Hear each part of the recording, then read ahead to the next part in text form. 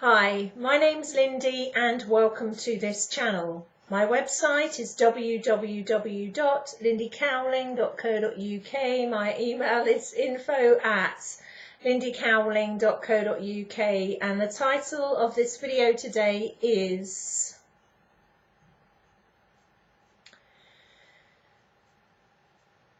Where the Trauma Fits In. Where trauma fits in. So a great many of the people that watch this channel have experienced trauma in one way or in some form of another in their life, because experiencing some form of trauma is surprisingly commonplace. And there are different kinds of trauma that we can experience over a lifetime, and depending on when, where and how that trauma occurred seems to then vary later in life how that trauma shows itself. So if, for example, you had a very traumatic, dysfunctional childhood, later in life these kind of traumas can come up again or be kind of instigated and surface again underneath the triggering of what seems like a completely separate, independent trauma. So, for example, somebody with a very traumatic background, very traumatic childhood, can live many years and not seem to notice the repercussions of that, and then something else come out of left field in their life, something that creates a trauma response in them, and that trauma response makes a link, a synapse, a circuit if you like, a little pathway, maybe a neural pathway, connects up to the childhood trauma.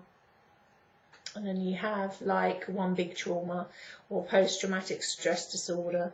Now, before I go any further, it's important for me to say that I'm not a trauma specialist. Obviously, having worked as a therapist for almost 20 years, I've encountered all kinds of people, and some of them have experienced all kinds of things, including trauma. And I myself, in my history, have definitely experienced trauma and had post-traumatic stress disorder due to an extremely violent, unstable childhood background, but also that post-traumatic stress disorder was triggered later on in my adult life by connecting with somebody that had very familiar patterns to that childhood in their personality, which didn't come out till later, and that triggered the post-traumatic stress disorder from that connection, but also it linked up to what happened in the childhood, hence one big old package there. So where trauma seems to fit in is depending on what trauma has taken place and when, you know, whether it was the trauma of a sudden illness or a sudden death or a sudden loss or a divorce or a whole change of things in one's life, whether it's trauma in a military combat arena, whether it's trauma in that, like a war zone trauma, whether it's relationship trauma, whether it's illness trauma, life, you know, all kinds of trauma. Depending on if that was the primary one in adulthood or if it's linking to a childhood scenario, depends on various different ways of how the trauma plays out. This is my own, let's say, my gut feeling on this, but I truly feel that apart from these little circuits and little loops being made that keep people revisiting the emotion behind the trauma, or let's say not revisiting the emotion behind the trauma, because what people do to avoid dealing with sometimes some very uncomfortable feelings in there is they will numb out or disassociate to avoid those feelings. So they will do it by eating, binging, They will do it kind of by drinking excessive alcohol or drugs, recreational drugs, or any kinds of behaviour that takes them away from experiencing anything like the emotions that link in any way, shape or form to that trauma, and it will take them into something else that they can focus on instead. So then their, let's say, reality for the time being is immersed in curing the bypass effect of that trauma. So if they've become obese by using food as a way of dealing with the emotion, or using food as a way of protecting themselves from further trauma, keeping people at arm's length, the obesity then becomes, you know, more trauma in itself, but a way of focusing one in a direction, diverting one from the direction of, away from the direction of the original emotions around the original trauma, shall we say.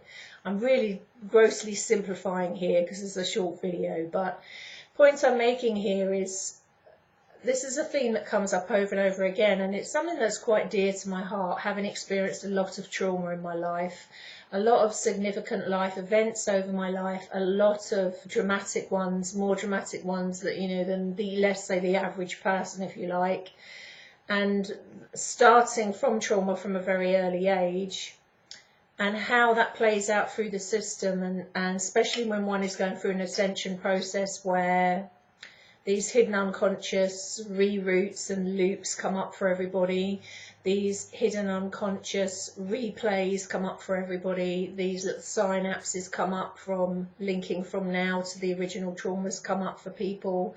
This is a lot of people, because a lot of people experience some kind of trauma. Not everybody does it. Not everybody does it get to, you know, in all cases does it get to post-traumatic stress disorder, but, you know, in some cases it does.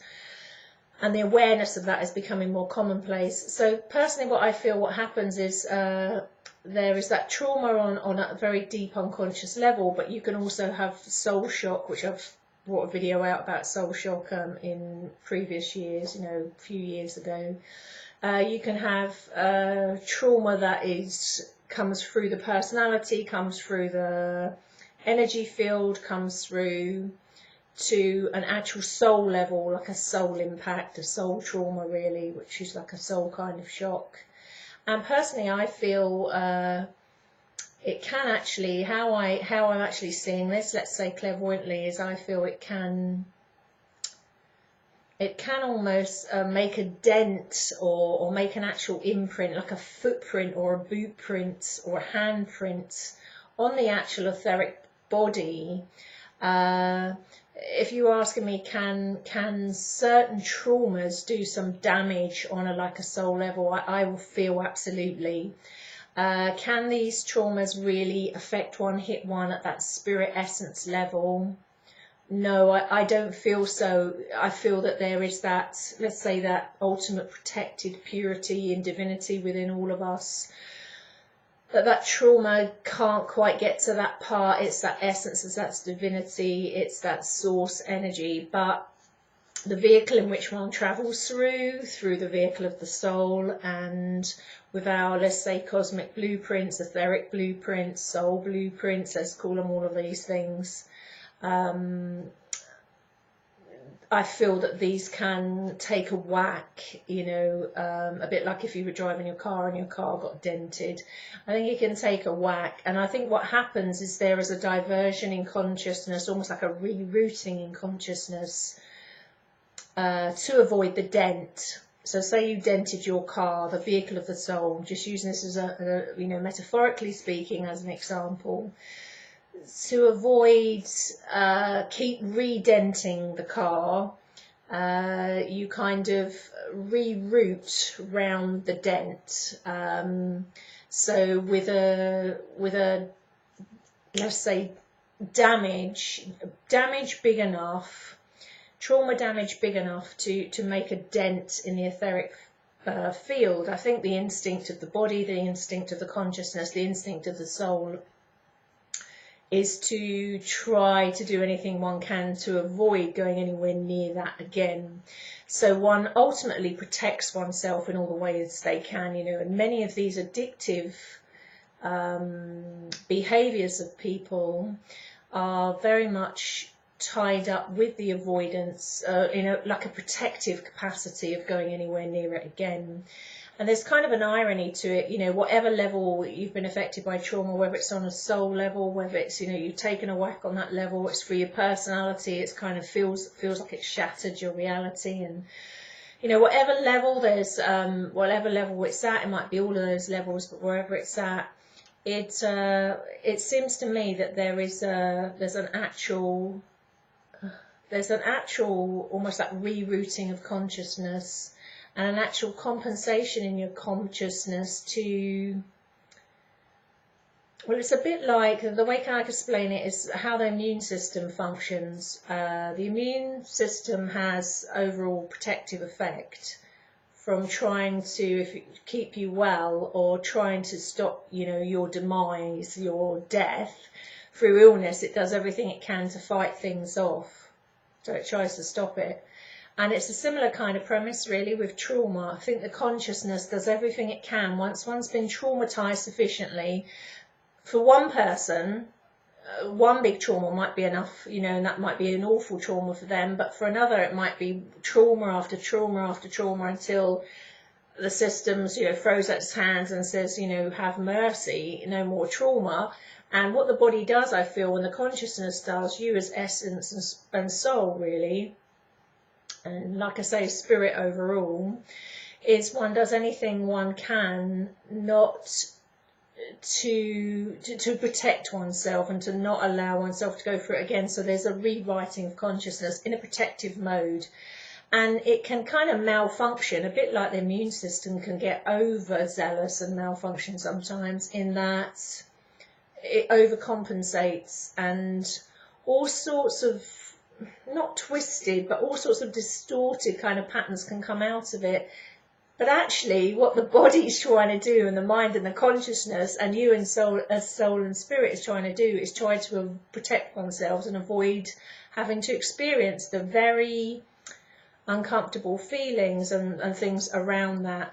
Now the irony is there are different levels to releasing oneself from that trauma. There is there's a therapeutic level, and I think CBT, cognitive behavioural therapy, is absolutely fantastic for trauma. I can't recommend it highly enough. Quite a few years ago, when I had some trauma treatment, I went for CBT, and it was fantastic for PTSD. That is fantastic. There is the conventional route of going for a trauma specialist through CBT, which initially exposes you to the triggers, the trauma, again in a safe, protected environment, so that really one becomes desensitized to it, or let's say new neural pathways are set up so that the fear of the fear isn't running the show anymore. That's simplifying it really. So there is the therapeutic way to go through trauma specialists, something like a CBT specialist that knows about trauma, that can help with that. But there is also, let's say, the non-conventional way of going around it. If we look at the energy perspective of it, and accept that it's like a boot print or a footprint or a handprint or a bit of a dent or a mark or a stain or a scar on the etheric body, and one is compensating all the time not to go through that, let's say, wound or scar or dent, one can rewrite the consciousness around it. Now, this is a blanket statement, and this wouldn't be applicable to everyone, because depending on where you are at in that particular quagmire, in that particular swamp pond of trauma, once it depends on the starting point you would start at. For some it would be totally the analytical mental therapies that would be the way to go, that specialise in that. For others it would be maybe a combination of that and something else, maybe a combination of that and rewriting the consciousness or energy. You know, it's different for everybody. I certainly couldn't have done it all the energetic way 5-6 years ago. I had to go down doing the conventional mind way, because it was my conventional mind that was mostly being affected by it. So what let's say the information that's coming to me about this is that on that energies perspective, so it's like bits of a puzzle. So on that part of it, you can rewrite the energy there by literally transplanting, if you like, let's say an undamaged or an undented or an unscarred etheric body or etheric imprint or cosmic blueprint or template. We can use all of these words, and all of them apply in certain levels, and are all interconnected. One that is dent-free, scar-free, wound-free. Now, no amount of convincing yourself of visualizing that squeaky clean etheric body and merging with it is going to work unless you're at a level where you are ready within yourself to merge with your, let's call it fully conscious, squeaky clean etheric body. I could say new etheric body. It's not going to work if all the swamps underneath it, if you've still got the swamp of undealt with trauma and undealt with emotion underneath it. That's why it depends where you're at. You will have to deal with the pain body part of it and the mental body part of it. Now, for some people that I couldn't have dealt with it on my own. I'm really big on getting the support where you need it and the therapeutic support where you need it, and not, it's sometimes people can contend with this stuff on their own, but let's be honest, not very often. Usually everybody needs somebody to be in that space, let's call it that safe space with them while they process through this. So personally, depending on where your starting point is at, you are always going to have to come back to the emotions suppressed underneath it. Where I was talking about using addictive behaviour in a way to protect yourself from re-experiencing the trauma, for example, actually looking at that makes complete common sense. The body is always trying to protect you in a way. It's always trying to keep you alive. Basically, that survival mechanism gets kicked in at the drop of a hat. It gets kicked in massively, the trauma, especially if you felt that your life was at risk, or your life as you know it was at risk, or it was too much and too overwhelming and too big and too dramatic to cope with, too much of a loss, too much of an impact, too much of a shock, too much devastation, all your worst fears, can be overwhelming. So there are, a number of ways that you can approach it, but you're going to have to deal with the emotional part of it as well in a safe therapeutic way, or a way that can come out. Otherwise, what happens is let's say the etheric template or the etheric body or your blueprint carries the dent, the scar, the whack from it, and is always compensating for it. It's like having a broken leg that doesn't heal properly, kind of dragging it along behind you. You're always compensating for it. So it has to be kind of dealt with. I personally, as my gut feeling, don't feel like you can get from A to D without going through B and C. You're always going to have to come back to look at the emotional component there and what you've locked down or suppressed there as just a survival mechanism. You've had, in fact, no control over that. Nobody has any control over that actual survival mechanism that actually, as the word implies, helps you to survive as a human being. What can happen is there can be a misinterpretation or an overzealous response by the energy field, by the body, by the soul, by the spirit, and all sorts of, like I say, distortions can come off of that as a way of keeping you alive, but trying to protect you. So it can be really challenging and frustrating, because you can kind of have an awareness of this analytically, but not know what the hell to do to budge it, and there is always a way in. You're always going to have to deal with what's suppressed emotionally. You're not going to have to treat the addiction or the addictive or the destructive behaviour on its own per se, but look at what was behind that. What is the destructive behaviour trying to achieve? What's it trying to achieve? If you always work on the premise that, I'm going to, excuse my French, however kind of screwed up behaviour is going on, that your body and mind and spirit and soul are not trying to destroy you, they're trying to work for you. But look at what it's trying to protect you from, or what it's trying to distract you from. And it's usually not to be cruel or punish you, but to actually try and divert your attention, divert you into another direction. Sometimes it creates another problem to divert you in another direction, simply to keep you focused there, because it feels that is less traumatic or overwhelming than dealing with the initial injury or the initial trauma or the overwhelming emotions that go with it. Now, so to summarise, the mental work, the emotional pain body stuff has to be looked at, and I'm a huge advocate again of getting support for that, especially if it's trauma-based, PTSD, stuff like that. Working with someone that does know about that, going to someone that does know about that, especially post-traumatic stress disorder side of it, if that's involved.